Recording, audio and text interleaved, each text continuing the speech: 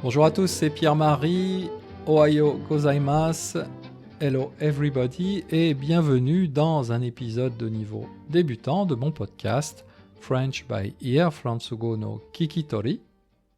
J'espère que vous allez bien, je vais bien sûr très bien puisque justement je suis en train d'enregistrer ce podcast. Aujourd'hui je voulais vous parler de date, de jazz et d'umeboshi. L'umeboshi, si vous n'êtes pas japonais, j'explique, c'est un condiment, c'est une petite prune salée ou sucrée, ça dépend, mais en général très aigre.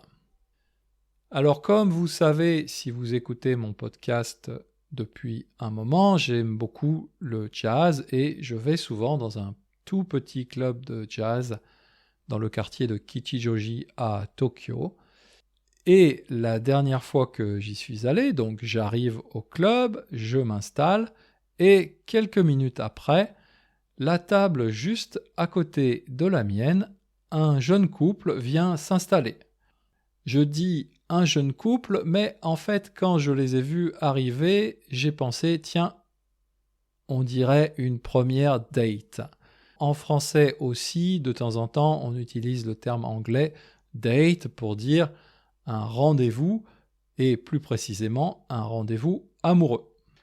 Donc je les ai vus s'installer, ils étaient tous les deux habillés de façon très élégante et je voyais bien qu'il y avait de la séduction dans l'air, c'est-à-dire qu'il y avait une ambiance de séduction. Et là, je me suis dit, oulala, pour un premier rendez-vous, le jazz, c'est quand même assez risqué. C'est pas une musique toujours très facile à écouter et tout le monde n'aime pas le jazz. Je dirais même, il y a beaucoup de personnes qui n'aiment pas du tout, voire même qui détestent cette musique. Alors les musiciens sont arrivés et quand ils ont commencé à jouer, tout de suite j'ai regardé la table à côté de moi et j'ai vu sur le visage de la femme qu'elle était absolument choquée. Je pense que j'ai fait à peu près la même tête, à peu près la même grimace, la première fois que quelqu'un m'a fait manger une umeboshi.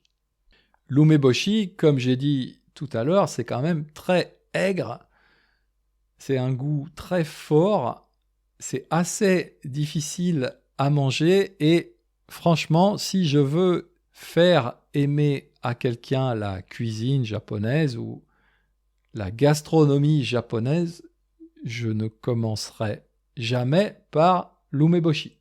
Et donc ce jazz-là, pour cette femme, je me suis dit, je pense qu'il a un petit goût d'umeboshi. Et effectivement, de temps en temps, pendant le concert, je regardais du coin de l'œil ce couple. L'homme avait l'air de prendre beaucoup de plaisir à écouter la musique, mais la femme, pas du tout. Et après le choc du début du concert, elle avait l'air de vraiment beaucoup s'ennuyer.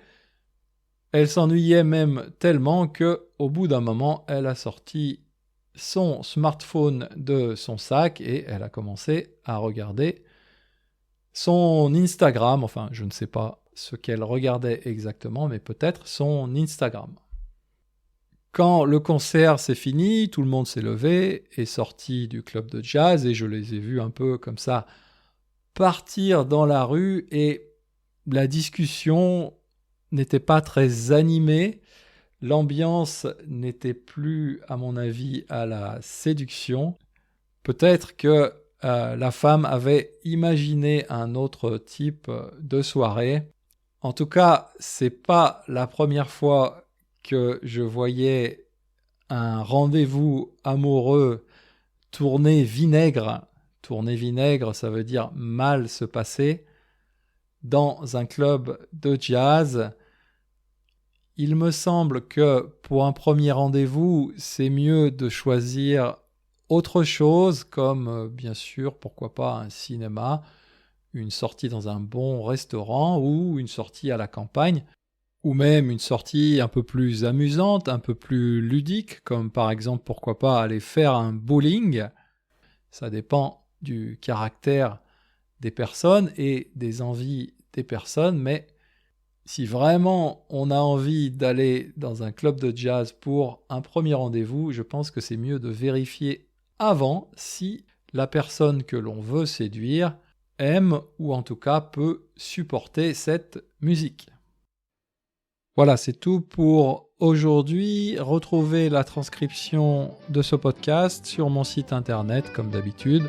Et je vous dis bien sûr, Matajikai, à bientôt.